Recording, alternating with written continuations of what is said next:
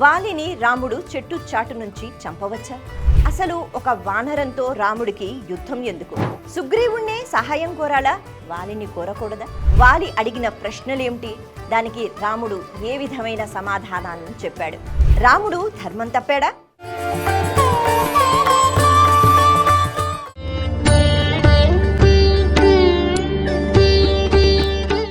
భక్తివన్ ప్రేక్షకులకు నమస్కారం. రాముడు ఎప్పుడైనా తన జీవితంలో ధర్మం అన్నది తప్పాడా? అయితే ఇటువంటి ప్రశ్నకు సమాధానం ఎలా చెప్పాలి? రాముడే చెప్తాడు. మరి ఇలాంటి సందేహం ఎవరికి వచ్చింది అంటే వాలికి వచ్చింది. వాలితో తను యుద్ధం చెయ్యలేదు, కానీ వాలి వైపు బాణం వేసిన తర్వాత, వాలి చనిపోయిన తర్వాత ఇంత కీర్తిని పొందిన నువ్వు నీ కీర్తి ఏమైపోతుంది అని ఒక్కసారి ఆలోచన చేసావా? ఎందుకు అంటే రాముడు అనేటప్పటికీ పరమ ధార్మికుడు అని విన్నానుగా. ఎందుకంటే నా భార్య తార చెప్పింది. మరి అలా చెప్పినప్పుడు నీ కీర్తి ఏమయ్యింది?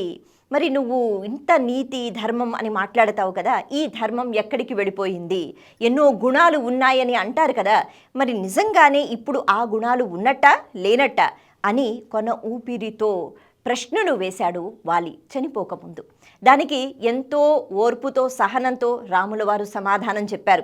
ఎంత అద్భుతంగా చెప్పారు అంటే చివరికి వాలి ఒప్పుకుంటూ పరమ ధార్మికుడైన నిన్ను దర్శించుకోవడం వెళ్ళిపోయే ముందు నాకు నిజంగా చాలా ఆనందంగా ఉందని చేతులెత్తి దండం పెట్టి మరి వెళ్ళిపోయాడు. మరి అటువంటి వాలి ఆ ప్రశ్నలు ఎలా వేశాడు, అలాగే రాముడు ఎటువంటి సమాధానాలు చెప్పాడు మనందరికీ తెలిసిన కథే. అయినా రామాయణంలో ప్రతి సంఘటన మనకి ఏదో ఒకటి నేర్పిస్తూ ఉంటుంది. సుగ్రీవునికి వాలికి అస్సలు పడదు. మరి వాళ్ళిద్దరూ యుద్ధం చేసుకుంటున్న సమయంలో రాముల వారు వెనక నుంచే ఉంటూ పర్వాలేదు నువ్వు వెళ్ళు, బాణాలు వేయి, నేనున్నాను కదా అని అంటారు. ఆ ధైర్యంతోనే సుగ్రీవుడు వెళ్ళి వాలితో యుద్ధం చేస్తాడు. అయితే ముందు బాగా ఓడిపోతాడు, బాగా దెబ్బలు తింటాడు. మళ్ళీ వెనక్కి వచ్చిన తర్వాత నువ్వు సుగ్రీవుడు అంటే వాలి సుగ్రీవుడు ఇద్దరు కూడా ఒకలా ఉన్నారు కాబట్టి నేను పోల్చుకోవడం బహుశా కష్టమవుతుందేమో, అందుకే ఇదిగో ఒక మాల ఇది వేసుకో, అప్పుడు నాకు అర్థమవుతుంది ఎవరు వాలి ఎవరు సుగ్రీవుడు అని మళ్ళీ పంపిస్తారు రామచంద్రమూర్తి. అలా మళ్ళీ వెళ్ళి మళ్ళీ యుద్ధానికి ఆయన సిద్ధంగా ఉన్నప్పుడు తార అంటే వాలి యొక్క భార్య చెప్తుందట, ఈ సుగ్రీవుడు నీ తమ్ముడు రాముని యొక్క సహాయాన్ని కోరుకుంటున్నాడు. రాముడు అంటే తన దగ్గరికి ఎవరైతే శరణాగత భావనతో వస్తారో వాళ్ళకి ఎలాంటి సహాయం చేస్తారు అంటే మాటల్లో చెప్పలేం. కాబట్టి చాలా జాగ్రత్తగా ఉండు, ఈ యుద్ధం ఇప్పటికైనా ఆపు అని తను చెప్తుందట. కానీ వాలి వినడు. సరే, మొత్తానికి మళ్ళీ ఇద్దరు యుద్ధం చేసుకుంటున్నారు. ఆ సమయంలో ఒక బాణం చాలా వేగంతో వచ్చింది. అసలు బాణం వస్తోందా అనే విషయం కూడా వాలికి తెలియలేదు. అమాంతంగా అలా ఎదురుగా తిరిగి చూశాడు. ఈలోపే ఆ బాణం వచ్చి గుండెల్లో పొడుచుకొని వాలి అక్కడికక్కడే పడిపోయాడు. కొన ఊపిరి ఉంది. అప్పుడు అడుగుతున్నాడు ఎన్నో ప్రశ్నలు. నువ్వు ధర్మాన్ని పాటిస్తావని చెప్తారు కదా, మరి ఎక్కడిది ధర్మము? అసలు నేను నీతో యుద్ధం చేశానా? లేదు కదా, నేను నా తమ్ముడితో యుద్ధం చేసుకుంటున్నాను. మరి నువ్వు వచ్చి ఎందుకు బాణం వేశావు? సరే, ఇలాంటి ప్రశ్నలు వేసిన తర్వాత ఇంకొక మాట కూడా చెప్తారు. నేను తెలుసుకున్నాను నీ భార్య సీతను ఎవరో అపహరించుకుని వెళ్ళిపోయారు. మరి నువ్వేం చేశావు అంటే నువ్వు నా తమ్ముని యొక్క సహాయాన్ని కోరావు. ఇక్కడ సుగ్రీవుడికి నన్ను చంపేస్తే లాభం ఏమిటి అంటే రాజ్యం వస్తుంది.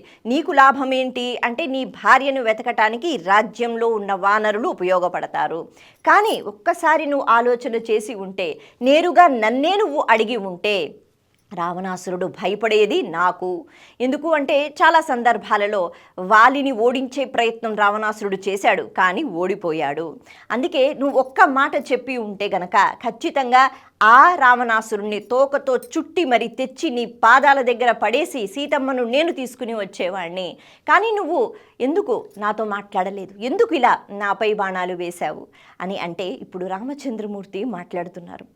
ఆయన అంటారు, చతుర్విధ పురుషార్థములు అన్నవి ఉంటాయి కదా, ధర్మము, అర్థము, కామము, మోక్షము. మరి వీటి గురించి నీకు అసలు అవగాహనే లేదు. ఎందుకు అంటే వీటిని పాటించాలిగా. మరి ఎక్కడ ఉంది ధర్మం? నువ్వు ధర్మం పాటించావా? మళ్ళీ నువ్వు తిరిగి నన్ను ప్రశ్నలు వేస్తున్నావు. అయితే చెప్తాను విను. నువ్వు తండ్రి స్థానంలో ఉన్నావు. ఎందుకు అంటే మీ తండ్రి గారు లేరు. తండ్రి లేనప్పుడు పెద్ద కుమారుడు అంటే అన్న స్థానంలో ఎవరైతే ఉంటారో అతను ఆ కుటుంబానికి తండ్రితో సమానం. కాబట్టి ఇప్పుడు సుగ్రీవుడికి నువ్వు తండ్రివయ్యావు. అటువంటి తండ్రి స్థానంలో ఉంటూ నువ్వు నీ కొడుకుని అంటే సుగ్రీవుణ్ణి చంపే ప్రయత్నం చేస్తున్నావు. కారణం ఏమిటి నీకు బాగా తెలుసు. ఒకప్పుడు నువ్వు దుందుభి అనే ఒక రాక్షసుణ్ణి అంతం చేయడానికి గుహలోకి వెళ్ళిపోయావు. అలా వెళ్ళిపోయిన తర్వాత చాలా కాలం యుద్ధం అవుతోంది, మరి అది మూసుకుపోయి ఉంది, బయట అందరూ ఎదురు చూస్తున్నారు, బయట నుంచి రక్తం అలాగ ప్రవహిస్తోంది. ఇవన్నీ చూసి నువ్వు ఎప్పటికీ బయటికి రాకపోతే నువ్వు చనిపోయావు అని అందరూ అనుకున్నారు కిష్కింధలో. మరి అటువంటి సమయంలో నీ రాజ్యంలో ఉన్న మంత్రులు పెద్దలు అందరూ కూడా సుగ్రీవునికి ఇక ఆ పట్టాభిషేకం అన్నది చేసి రాజ్యాన్ని అప్పచెప్పారు. అయితే ఇక్కడ ఇంకొక విషయం ఏమిటి అంటే వానర జాతికి సంబంధించి కొన్ని నియమాలు కొన్ని పద్ధతులు ఉన్నాయి. వానర జాతికి సంబంధించి ఒకవేళ అన్నయ్య చనిపోయినా తమ్ముడు చనిపోయినా వాళ్ళ భార్యలు వాళ్ళకి ఇష్టమైతే వేరే వాళ్ళ దగ్గరికి వెళ్ళి వాళ్ళతో ఉండవచ్చు. మరి ఈ నియమం ఉంది కాబట్టి నీ భార్య అయిన తార సుగ్రీవునితో ఉండడానికి నిర్ణయం తీసుకుంది. అందుకే సుగ్రీవుడు రాజయ్యాడు, నీ భార్య అలాగే సుగ్రీవుని యొక్క భార్య రుమ వీళ్ళిద్దరితో సంతోషంగా ఉంటున్నాడు. మళ్ళీ నువ్వు తిరిగి వచ్చావు. తిరిగి వచ్చిన తర్వాత చాలా అమితానందాన్ని పొందిన తర్వాత కాళ్ళు కడిగి నీకు నమస్కారం చేసి చనిపోయావని అనుకున్నావని చెప్పి రాజ్యం నీకు అప్పచెప్పేశాడు. అలాగే నీ భార్యని కూడా నీకు అప్పచెప్పేశాడు. మరి ఇంత చేసిన తర్వాత కూడా నీకు ఏమాత్రం జాలి కలగలేదు, దయ కలగలేదు. కేవలం ద్వేషంతో నువ్వు చెలరేగిపోతున్నావు, ధర్మాన్ని పక్కన పెట్టావు.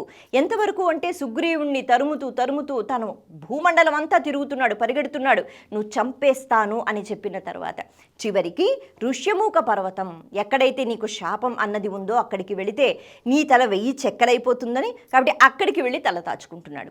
ఇంతటితో ఆగేవా నువ్వు? కాదు.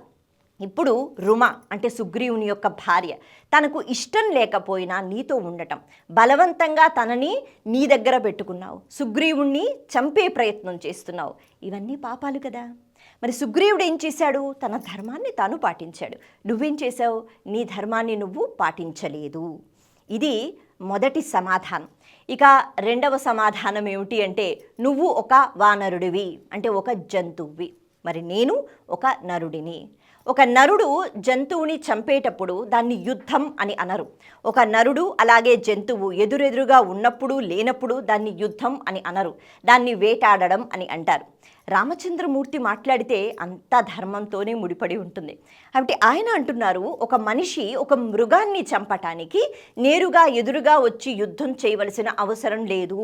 అలాంటి ధర్మం ఎక్కడా లేదు. చెట్టు పైనుంచి కూర్చుని చంపవచ్చు, బాణాలు వేయవచ్చు, వలలు వేయవచ్చు, ఎక్కడి నుంచో దూరం నుంచి చంపవచ్చు, ఎదురుగా వచ్చి చంపవచ్చు, వెనక నుంచి చంపవచ్చు, ఆ మృగం ఆహారం స్వీకరిస్తున్నప్పుడు చంపవచ్చు, నీళ్లు తాగుతున్నప్పుడు చంపవచ్చు, అలాగే పరిగెత్తుకుంటూ వెళ్ళిపోతున్నప్పుడు అప్పుడు కూడా చంపవచ్చు. కాబట్టి ఒక మృగాన్ని వేటాడేటప్పుడు మనుషులకి ఏ ధర్మాలు ఉంటాయో అవి నేను పాటించాను. నువ్వు మనిషివై ఉంటే గనక ఖచ్చితంగా నీ ఎదురుగా వచ్చి నేను యుద్ధం చెయ్యాలి. అలాగే నీకు యుద్ధం ఇష్టం లేదు అంటే నేను చెయ్యకూడదు. అలాగే నువ్వు ఆహారం స్వీకరిస్తున్నప్పుడు నేను యుద్ధం చేయకూడదు. ఇలా చాలా నియమాలు ఉన్నాయి. కానీ నువ్వు మృగానివి కదా. కాబట్టి మృగానికి సంబంధించి మనిషికి సంబంధించి మధ్య జరిగే ఆ ఇదేదైతే ఉంటుందో దాన్ని వేట అంటారు, దాన్ని యుద్ధం అనరు. కాబట్టి నేను చెట్టు పక్కన నుంచి బాణం అన్నది వేశాను. అయితే ఎందుకు వేశాను బాణం? ఎందుకు నిన్ను నేను అడగలేదు సహాయం అంటే నేనెప్పుడూ ధర్మాన్నే పాటిస్తాను, అందులో నాకు చాలా ఆనందం ఉంటుంది. అలాగే సుగ్రీవుడి సహాయాన్ని నేను ఎందుకు కోరాను అంటే సుగ్రీవుడు కూడా పరమ ధార్మికుడు. మరి నువ్వు ధర్మం తప్పావు, నిన్నడిగితే చాలా తొందరగా నా పని అయిపోతుంది, కానీ నిన్ను సహాయం నేను కోరను. ఎందుకు అంటే నువ్వు ధర్మాత్ముడివి కావు. అందుకే సుగ్రీవుని యొక్క సహాయాన్ని నేను కోరాను. అయితే ఇప్పుడు చంపే విషయానికి వస్తే మీ అన్నదమ్ముల విషయము లేకపోతే మీ వానర జాతికి సంబంధించిన విషయము మరి నేనెందుకు జోక్యం చేసుకోవాలి అని అంటావా? నేను సార్వభౌమకత్వాన్ని వహిస్తున్నాను. నేను ఒక క్షత్రియుణ్ణి. అంటే మా వంశానికి సంబంధించి భరతుడు అనే మహారాజు ఆయన భరతఖండాన్ని ఆయన పరిపాలిస్తున్నారు. ఈ భరతఖండంలో ప్రతి ఒక్క జీవి సంరక్షణ నా ధర్మం. అలాగే ప్రతి ఒక్క మనిషి యొక్క సంరక్షణ నా ధర్మం. కారణం ఏమిటి అంటే నేను క్షత్రియుణ్ణి. క్షత్రియుడు అన్నవాడు ఎప్పుడూ కూడా అప్రమత్తంగా ఉంటూ నాకు సంబంధమా లేదా అని అనుకోకుండా అందరినీ రక్షిస్తూ ఉండాలి. ఈ రక్షించే బాధ్యత అన్నది ఒక క్షత్రియుడిది. కాబట్టి నేను క్షత్రియుణ్ణి. అందుకే నేను అడవిలో ఉన్నా, నేను అయోధ్యలో ఉన్నా, ఇక ఏ ప్రదేశంలో ఉన్నా అక్కడ అందరికీ రక్షణ ఇస్తాను. అది నా బాధ్యత, అది నా కర్తవ్యం. మరి ఈ అడవిలో ఇలా అధర్మంతో నువ్వు చెలరేగిపోతున్నప్పుడు, ధర్మం కోసం మాత్రమే పాటలు పడుతున్నప్పుడు అటువంటి సుగ్రీవుణ్ణి నేను రక్షించాలి. ఇది నా కర్తవ్యం. అందుకే నేను నిన్ను చంపి సుగ్రీవునికి రాజ్యాన్ని ఇవ్వాలి అని అనుకుంటున్నాను. ఎందుకంటే నువ్వు చేసిన పాపములు ఏవైతే ఉన్నాయో ఇవి పోవాలి అంటే నీకు మరణశిక్ష ఒక్కటే. అంటే ప్రతి ఒక్కదానికి ధర్మం చెప్తున్నారనమాట. అలా నేను ఈ పని చేశాను. మరి నిన్ను చంపడం మాత్రమే కాదు, ఈ ప్రయాణంలో అడవి మార్గంలో ఎంతోమంది ఋషులు మునులు వాళ్ళు అడుగుతున్నప్పుడు భయంకరమైన రాక్షసుల్ని కూడా నేను ఇక్కడ సంహరించాను. కారణం ఏమిటి అంటే నేనేదో వాళ్ళకి సహాయం చేశానన్నది కాదు, అది నా కర్తవ్యం. ఎందుకంటే నేను క్షత్రియుణ్ణి అని చెప్తారట. అలా చెప్పిన తర్వాత వాలి విని మురిసిపోయాడు. అంటే నీ గురించి నేను ఏదైతే విన్నానో, అంటే ఎంతో ధర్మాన్ని నువ్వు పాటిస్తావని విన్నాను, దయ కలిగిన వాడివి అని విన్నాను, ఎంతో కీర్తిని పొందావు అని విన్నాను, అవన్నీ ఇప్పుడు నిజంగానే నిజం అని నాకు అనిపిస్తోంది అని 2 చేతులెత్తి నమస్కారం చేసి వాలి ఆనందంగా ప్రాణాన్ని విడిచిపెట్టాడు.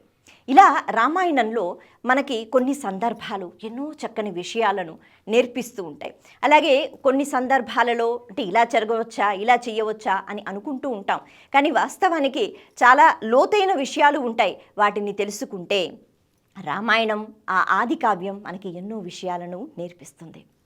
నమస్తే.